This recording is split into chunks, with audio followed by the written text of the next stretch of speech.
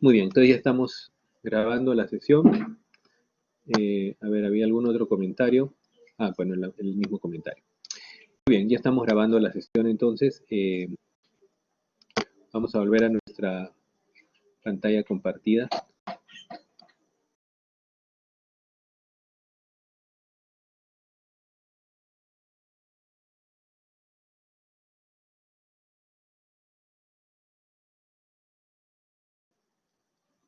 Ok, vamos a compartir la pantalla. Ahora sí. Muy bien. Entonces habíamos comentado que los estrógenos tienen que ver con lo que es, digamos, el darle la estructura al tejido mamario, ¿no? Incluyendo lo que es el tejido, digamos, de soporte estromal y el crecimiento de los ductos. Mientras que la parte propiamente glandular tiene que ver más bien con los progestágenos que vamos a ver. Entonces, la mama depende de la combinación de estímulo estrogénico y de progestágenos, ¿no? Eh, por eso es que ustedes también van a ver que conforme hay una, digamos, durante el ciclo menstrual en la mujer, va a haber una preponderancia al inicio de estrógenos, luego de progestágenos, lo cual le da esta sensación de turgencia, esta sensación de molestia mamaria en muchas mujeres durante el periodo premenstrual, ¿no? El estrógeno también tiene que ver con el crecimiento y la cierre de las epífisis óseas y por lo tanto con la detención del crecimiento en las mujeres y la distribución ginecoide de lo que es la grasa corporal, ¿no? Tiene que ver también con el desarrollo lógicamente endometrial y este aspecto que es la disminución de la resorción ósea por la paratormona. Y esto es interesante porque mientras hay un nivel de estrógeno adecuado en sangre, es muy difícil que en la mujer haga osteoporosis. ¿Por qué? Porque se inhibe la resorción ósea. Sin embargo, con la menopausia y la pérdida de estrógenos, la paratormona, o digamos la resorción ósea en general, queda sin compensación y por lo tanto vamos a ver que la osteoporosis es una patología típicamente de la mujer posmenopáusica, ¿no?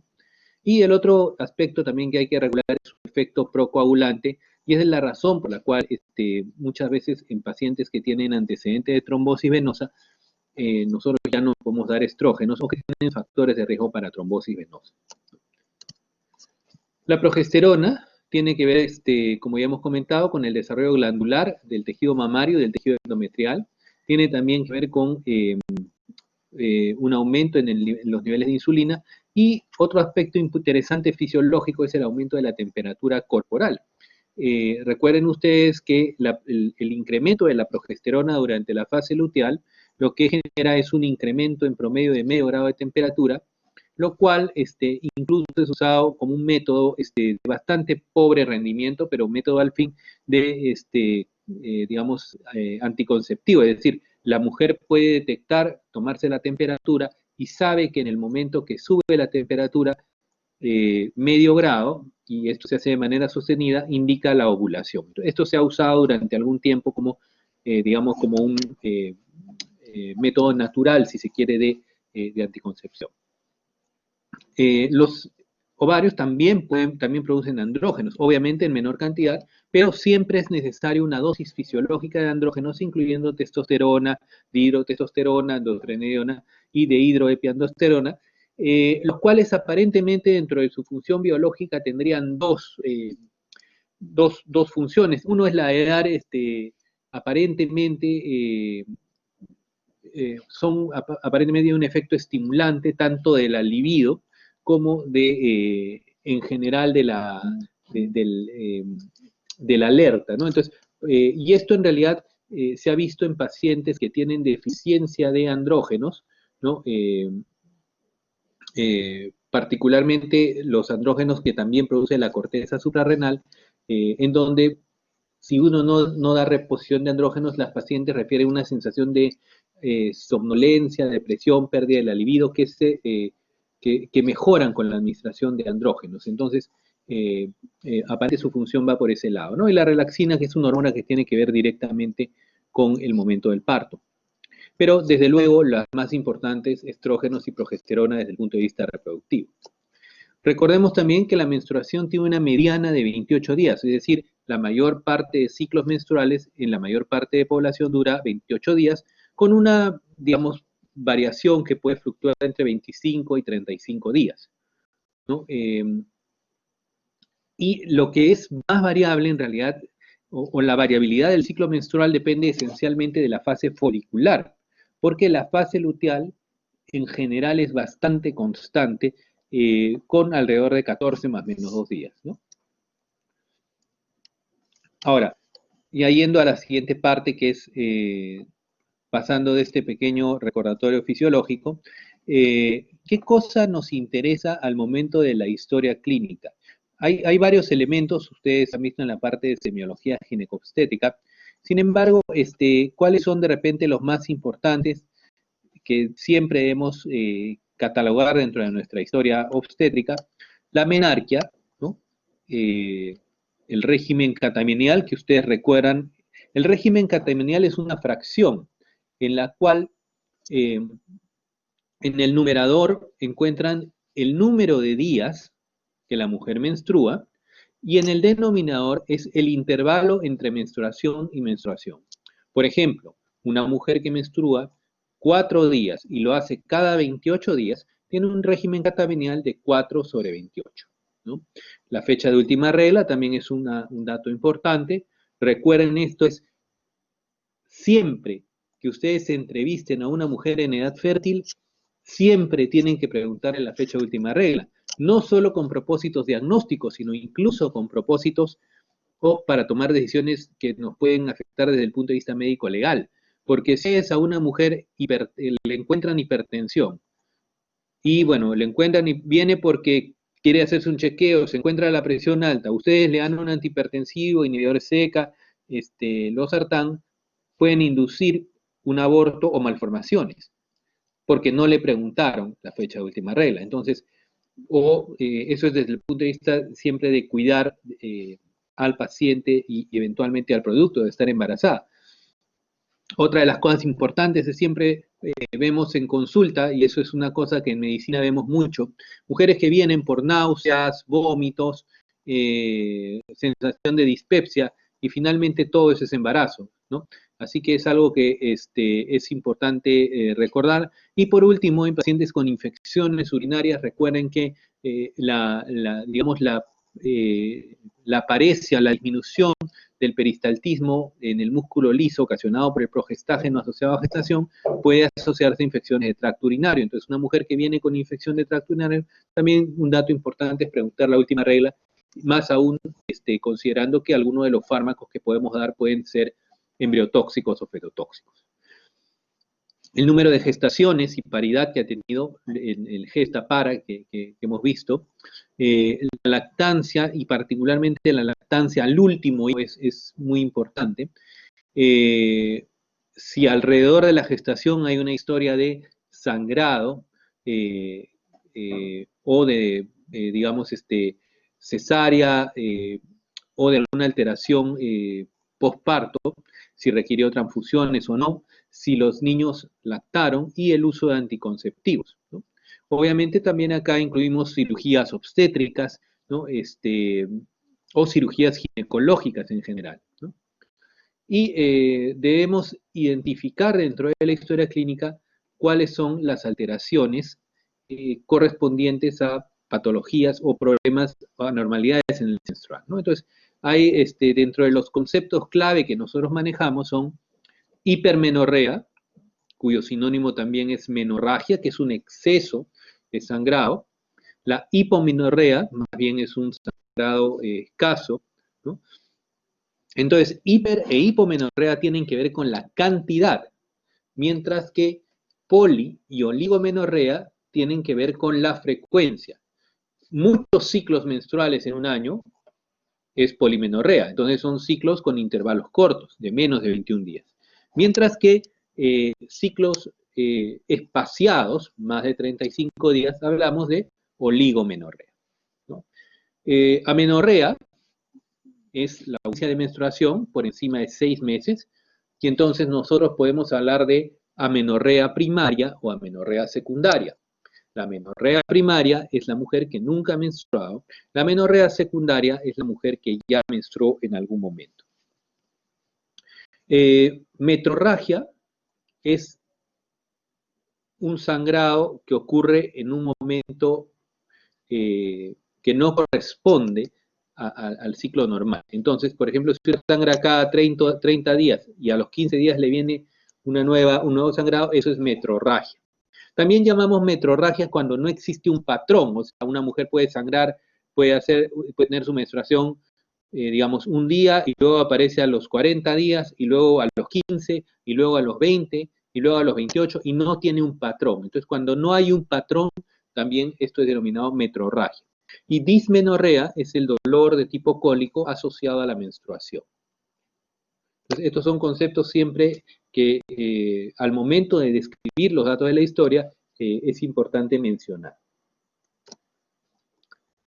En el examen físico nos interesa pues las funciones vitales, incluyendo bradicardia, hipotensión ortostática, que generalmente lo vemos cuando tenemos disfunción ovárica más bien de origen hipofisiario. Es decir, si nosotros tenemos un problema ovárico cuyo origen es hipofisiario, vamos a encontrar habitualmente acompañado de manifestaciones de patología suprarrenal y tiroidea, incluyendo bradicardia, hipotensión ortostática. Tenemos que siempre evaluar el desarrollo de caracteres sexuales secundarios y, por supuesto, de los genitales, ¿no? Y evaluar la distribución del vello corporal para poder determinar qué patología hay, ¿no? Y acá tal vez nos falta, dentro del examen de mamas, importante evaluar si hay secreción láctea o no, que es uno bastante importante, ¿no? La secreción láctea se denomina galactorrea. Muy bien, entonces vamos a ir primero a lo que es lo fisiológico, síntomas, digamos, extragenitales, pero que no se condicen con una enfermedad. Y después vamos a ir a pasar a lo que son, lo que es propiamente la patología ovárica. Entonces, cuando hablamos de síntomas extragenitales asociados a función menstrual normal, estamos hablando de una mujer que es fisiológicamente normal y que son eventos que se producen normalmente en la vida del individuo. Y los dos componentes importantes o los dos cuadros que nosotros vamos a tener acá son, uno, el síndrome premenstrual y dos, la dismenorrea. Entonces, el síndrome premenstrual está directamente relacionado a la fase luteal e involucra varios síntomas neuropsiquiátricos, viendo fatiga, irritabilidad, ansiedad, depresión, labilidad emocional, insomnio, ¿no? Aumento del apetito, dificultad laboral, va a haber también síntomas digestivos, dispepsia, sensación de balonamiento abdominal, dolorabilidad y turgencia en la zona mamaria, y puede acompañarse de cefalea y edema de miembros inferiores, ¿no? Y esto en 5 a 10% de mujeres pueden tener síntomas moderados o severos, y esto de acá se da esencialmente pues en ciclos ovulatorios, porque corresponde justamente a la fase luteal. La dismenorrea, por otro lado, ustedes recuerdan que normalmente hay una constricción, para que hay crecimiento endometrial, y si no hay fecundación, va a ocurrir un cierre de las arterias espiraladas. Esto va a generar desprendimiento del endometrio, producido por liberación de prostaglandinas y, bueno, eliminación de este tejido con la menstruación. Y esto puede asociarse a un dolor tipo cólico, que se denomina dismenorrea, ¿no? Y esto generalmente va bastante bien con antiinflamatorios no esteroideos, dentro de lo que es la terapéutica de esta condición. Volviendo un poco a lo que es el síndrome premenstrual, normalmente esto puede, digamos, generar molestias, pero generalmente no tiene un compromiso de las actividades de la vida diaria, incluyendo las relaciones interpersonales o laborales. Se ha descrito esta graduación de síntomas en la cual no es un consenso, pero bueno, es una clasificación útil en la cual, bueno, hablamos de tiene grado 0 no hay síntomas leves son grado 1, en donde hay cambios que son visibles, pero que no afectan la actividad normal. En los síntomas moderados, las relaciones familiares y laborales pueden estar alteradas, pero aún funcionantes, mientras que en los síntomas graves de síndrome premenstrual pudiera haber una alteración o incapacidad para mantener relaciones familiares o laborales. En estos casos, a pesar de que estamos hablando de un fenómeno fisiológico, probablemente haya que considerar con la paciente, lógicamente, la idea de manejar esto tal vez durante intervalos cortos, mediante el uso de anticonceptivos generalmente, pero eso va a depender un poco de la conversación que tengamos con la paciente, ¿no? Sin embargo, en general, la dismenorrea y el síndrome premenstrual no son condiciones patológicas.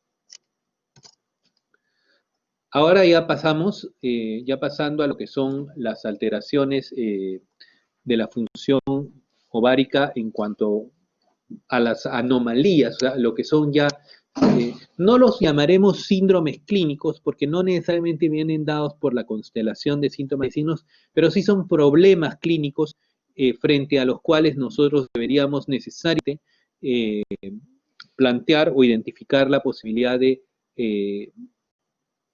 alteraciones de la función ovárica, ¿no?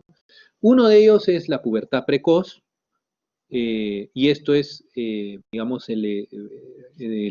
como habíamos comentado antes, la manifestación de hiperfunción ovárica, si se quiere, mientras que están luego los cuadros de amenorrea. Y los cuadros de amenorrea siempre debemos tratar de identificar los síntomas acompañantes y tratar de identificar si esta amenorrea ocurre en ausencia de maduración sexual, en pacientes con características sexuales anormales, si ocurre en presencia de galactorrea y finalmente si esta se asocia a la presencia, digamos, clínica de excesos de andrógenos o la presencia de hirsutismo.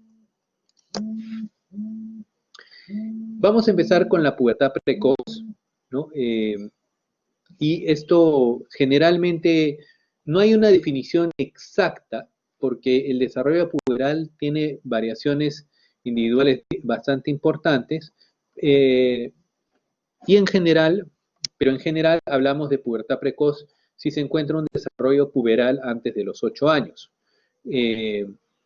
Recuerden que entre los 6 y 8 años podrían aparecer aisladamente la pubarquia o la telarquia sin que esto defina necesariamente pubertad precoz. O sea, hablamos de pubertad precoz cuando estamos hablando del desarrollo completo de los caracteres sexuales.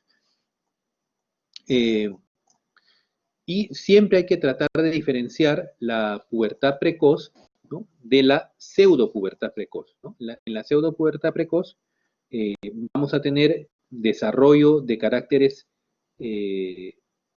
sexuales, pero no son completos y esto se asocia a alteraciones generalmente de la corteza suprarrenal. Ahora, cuando nosotros tenemos pubertad precoz, también es importante diferenciar cuán precoz es, porque entre los 6 y los 8 años probablemente no dependa de una patología cerebral, mientras que sí, si nosotros tenemos una pubertad precoz ya muy exagerada por debajo de los 6 años, vamos a tener una alta frecuencia de anormalidades cerebrales. ¿Y esto por qué es importante? Porque si uno tiene una pubertad precoz antes de los 6 años, es mandatorio hacer una resonancia cerebral y de hipófisis para poder identificar si hay alguna alteración hipotalámica o hipofisiaria que esté justificando esto. Como les decía hace un momento, también existen variaciones raciales y cuando han hecho estudios que comparan un poco el desarrollo mamario o de vello púbico, van a ver ustedes que, por ejemplo, las personas afroamericanas tienen claramente un desarrollo sexual mucho más precoz que la raza blanca, ¿no? ¿Cuál es digamos, la performance, o más que la performance, lo que ocurre en la población latina, probablemente esté entre ambas, dada digamos, la combinación que tenemos de población indígena con población mestiza, población blanca y población negra. Entonces no se tiene muy claro lo que ocurre en la población latina, pero probablemente esté en un intermedio entre ambas poblaciones. Y esto es solamente para comentarles pues el ejemplo de pubertad precoz. Esta es una niña con su hijito. Esta es una niña peruana, fue una lamentable historia. En su momento popularizada, como ustedes ven ahí, ¿no? Se habló de un milagro, en fin, y lamentablemente nunca se esclarecerá, pero parece que fue un tema de abuso sexual del padrastro de la niña. Y esta niña no solo tuvo pubertad precoz, sino que se embarazó antes de los 8 años y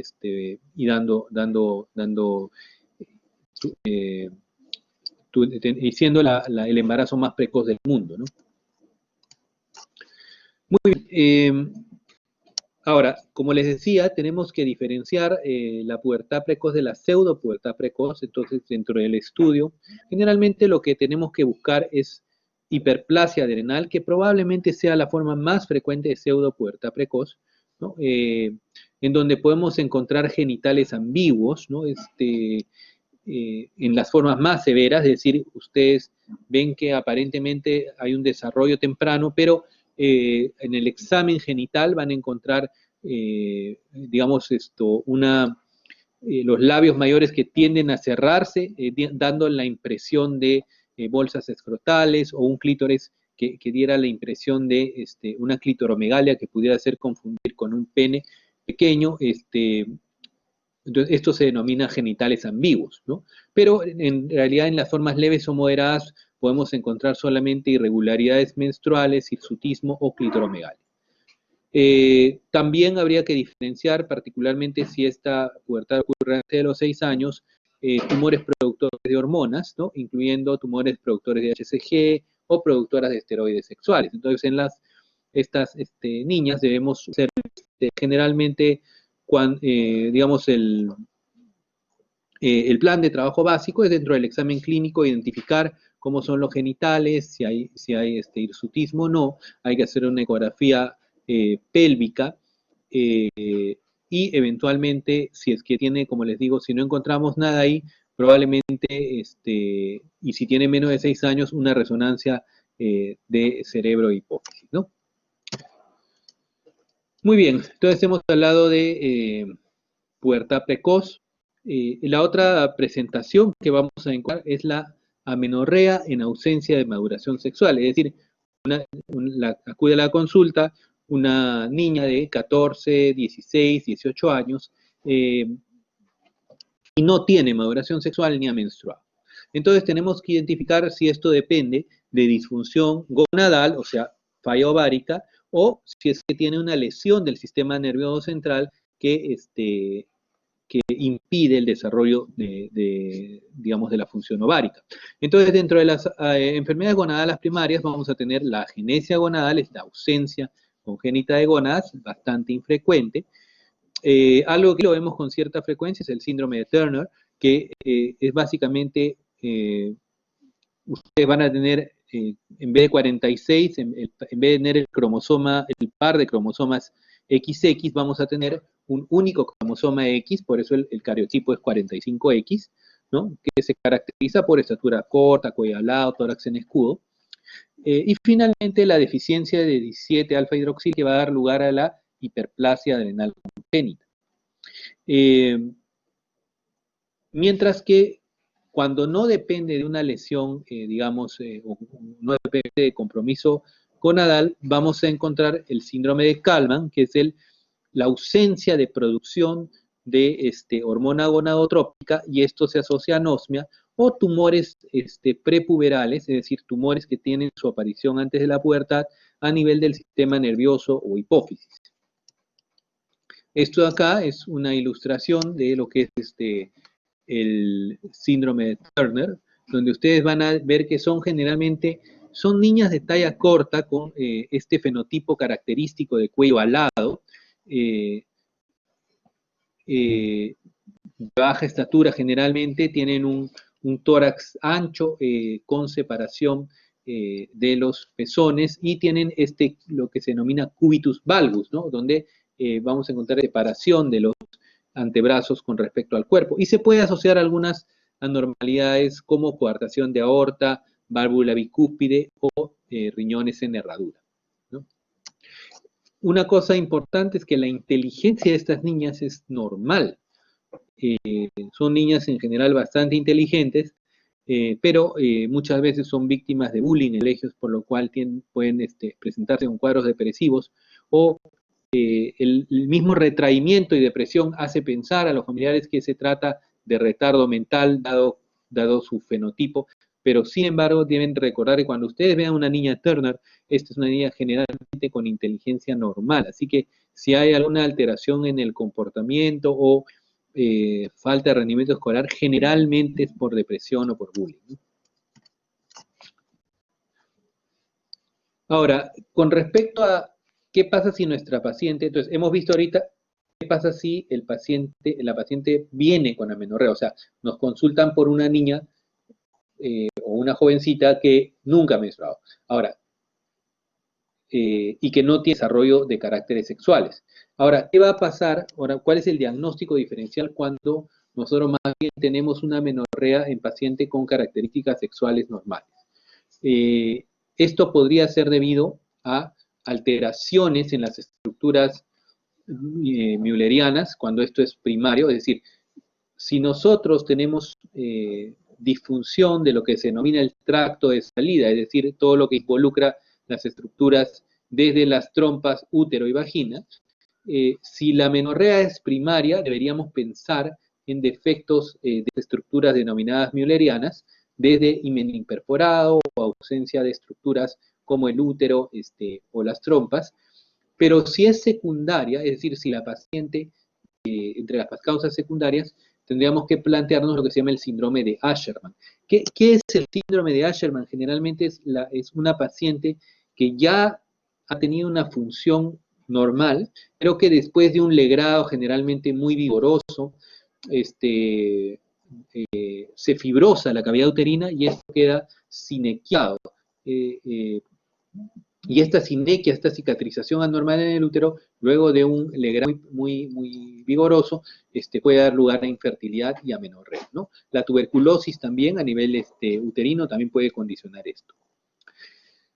Pero también esto, de parte de las estructuras müllerianas, puede ser debido a un problema gonadal. Y esto, nuevamente, tenemos siempre que clasificarlo si la amenorrea es primaria o es secundaria, ¿no?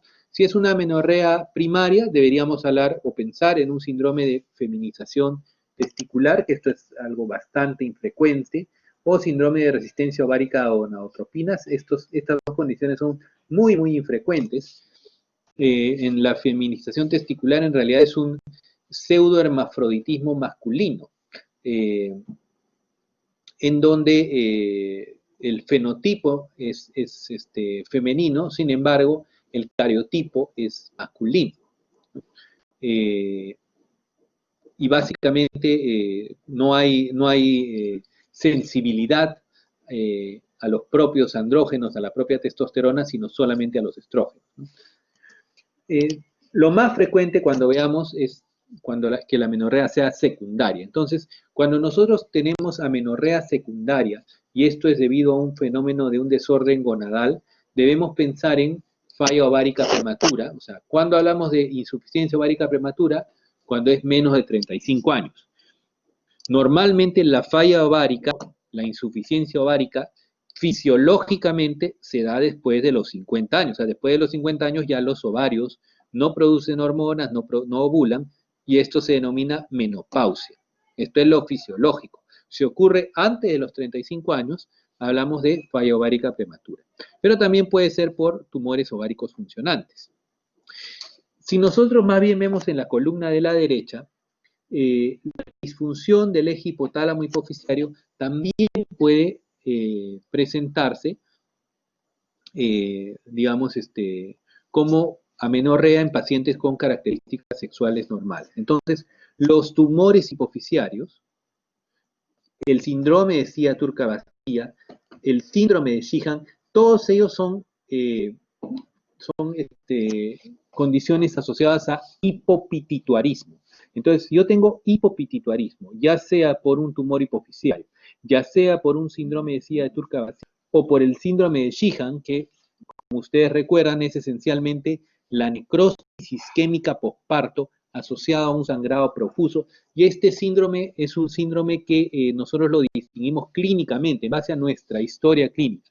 ¿Qué es lo que tiene la historia clínica? Típicamente es un parto difícil, con mucho sangrado, en el cual después de él, la paciente tiene dos condiciones importantes. Uno, incapacidad para lactar, y dos, amenorrea.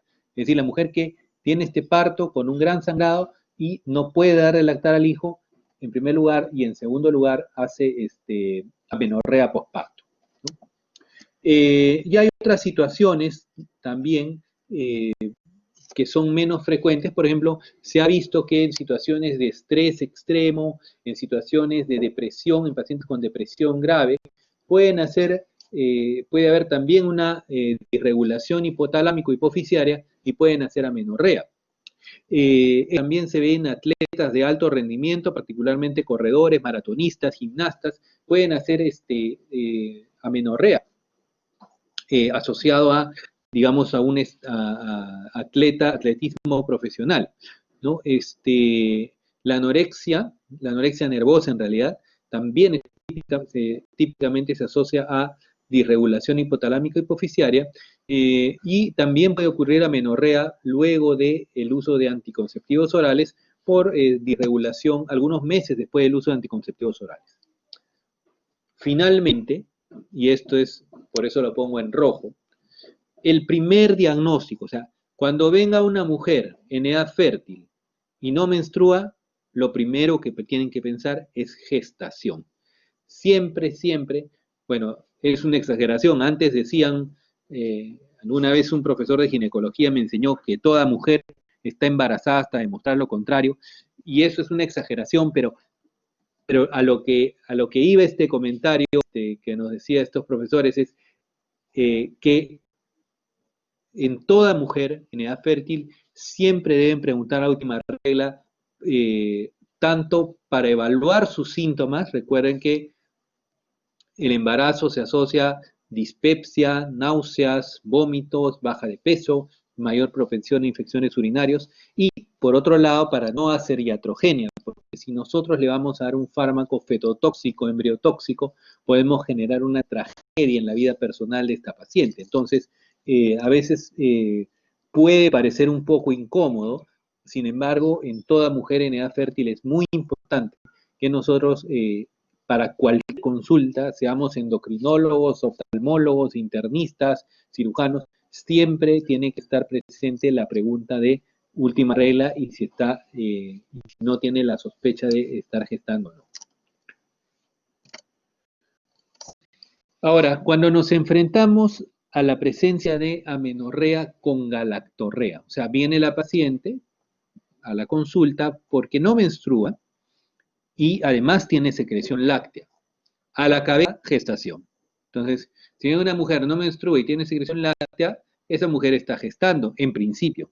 Sin embargo, esto generalmente ocurre ya cuando la gestación es evidente. Si no hay gestación evidente, una de las condiciones también muy importantes que deben pensar es la presencia de hiperprolactinemia. Y la causa más importante de hiperprolactinemia es la presencia de prolactinomas a nivel hipoficiario. Entonces, en toda mujer que venga con amenorrea, con galactorrea, lo primero, lógicamente, hacerle una fracción beta de la hormona de la gonadotropina coriónica humana, o sea, la beta-HCG, que nosotros utilizamos para el diagnóstico de gestación, y tomarle ciertamente una prolactina para identificar si no hay hiperprolactinemia. Recuerden también que la hiperprolactinemia puede no solamente deberse a adenomas hipoficiarios productores de prolactina, sino también puede deberse a la presencia de hipotiroidismo. El hipotiroidismo puede también dar hiperprolactinemia secundaria. Es decir, en amenorrea con galactorrea probablemente nuestro plan de trabajo sea descartar embarazo con una beta-HCG, tomar prolactina, y si encontramos la prolactina alta, hacer primero un barrido tiroideo, TSH, T3, T4, y si no encontramos esto, ya probablemente nos dediquemos a la búsqueda de adenomas hipoficiarios productores de prolactina. Y terminar, ¿qué pasa cuando viene la paciente con amenorrea, pero encontramos un exceso de andrógenos o hirsutismo? Entonces ahí deberíamos pensar, dentro de las causas ováricas están el síndrome de ovario poliquístico, la hipertecosis, los tumores ovarios androgénicos o el luteoma del embarazo. Deberíamos pensar también en causas adrenales, incluyendo hiperplasia adrenal, ya sea congénita o de presentación en el adulto, tumores adrenales productores de andrógenos, o el propio síndrome de Cushing, que puede tener entre sus manifestaciones amenorrea. Otras causas que son más infrecuentes, el hirsutismo familiar, o la posmenopáusica hace cierto grado también de virilización, o el uso, pues, de fármacos como la ciclosporina, ¿no? Que podrían inducir esto. Ahora, con respecto a lo que es síndrome de ovario poliquístico, esto es una anomalía que ustedes van a encontrar bastante frecuentemente. Y entonces lo que van a encontrar es generalmente mujeres con un poco de hiperinsulinismo, cierto grado de sobrepeso y resistencia a la insulina. Y lo que van a encontrar es disfunción menstrual, anovulación e hiperandrogenismo. Y resulta generalmente una disfunción del eje hipotálamo hipófiso ovárico, y esto se cree que puede estar mediado por la hiperinsulinemia o por resistencia a la insulina o por sobrepeso, ¿no? Y esto generalmente básicamente lo que vemos es ciclos anovulatorios, hirsutismo y sobrepeso. Debe diferenciarse el síndrome de ovario poliquístico de lo que son los ovarios poliquísticos. O sea, cuando ustedes ven ovarios poliquísticos es un término, digamos, morfológico, imagenológico, el que describe la presencia de más de 20 folículos en un ovario. Eso es un ovario poliquístico. Pero no toda paciente con ovario poliquístico tiene síndrome de ovario poliquístico, y no toda paciente con síndrome de ovario poliquístico tiene ovarios poliquísticos desde el punto de vista ecográfico. Entonces, el ovario poliquístico es una denominación de más de 20 folículos en un ovario, pero el síndrome de ovario poliquístico es una anomalía endocrina que involucra una disfunción del eje hipotálamo hipófiso ovárico. Entonces, este síndrome de ovario poliquístico generalmente, a ver, espérenme un momentito, ya, parece que se ha colgado. Vamos a tener dentro de sus presentaciones, va a haber infertilidad, y esto es dentro del plan de trabajo de toda paciente que viene con un cuadro de infertilidad, siempre hay que hacer la búsqueda de ovario poliquístico. Es frecuente el hirsutismo, la amenorrea, la obesidad, metrorragia, dismenorrea, ¿no? Y menos frecuentemente virilización, cambios bifásicos en la temperatura, ¿no? Y como ven, solamente un 12% de estas pacientes tienen menstruaciones que podemos considerar normales. Entonces, en resumen, probablemente, digamos, la combinación de hirsutismo, amenorrea y obesidad son el cortejo sintomático más frecuente de estos pacientes. Y son también la base de los criterios diagnósticos, ¿no? Entonces, generalmente para hablar de ovario poliquístico tenemos que tener dos de estas tres condiciones. Uno, la presencia de alteraciones menstruales consistentes con oligoovulación o anovulación, ¿no? Ya sea oligomenorrea o amenorrea. En segundo lugar, la presencia de signos clínicos o bioquímicos de hiperandrogenismo. Clínicos, básicamente, si tenemos aumento de pilosidad en el bozo, mentón, alrededor de la zona de los pezones o en la línea alba, o bioquímica, si estamos hablando de incrementos de la testosterona libre si nosotros le hacemos el examen. Y en tercer lugar, la presencia de la ecografía con más de 12 folículos ováricos, ¿no? Entonces, son tres criterios, olivo, ovulación o anovulación, ¿no? Hiperandrogenismo y imagen de ovarios poliquísticos en la ecografía, ¿no?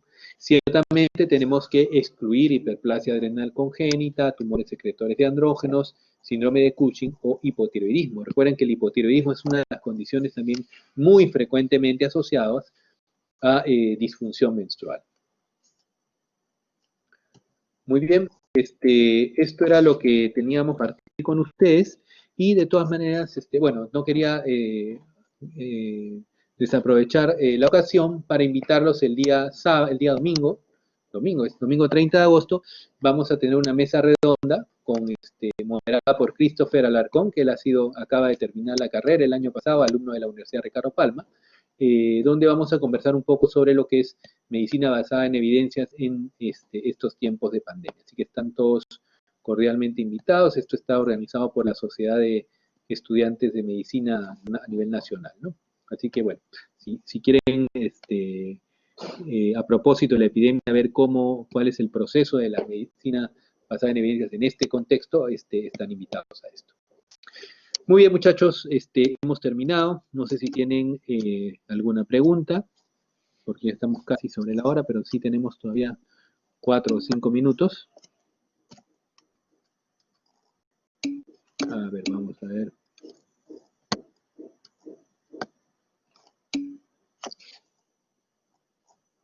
¿Alguna pregunta?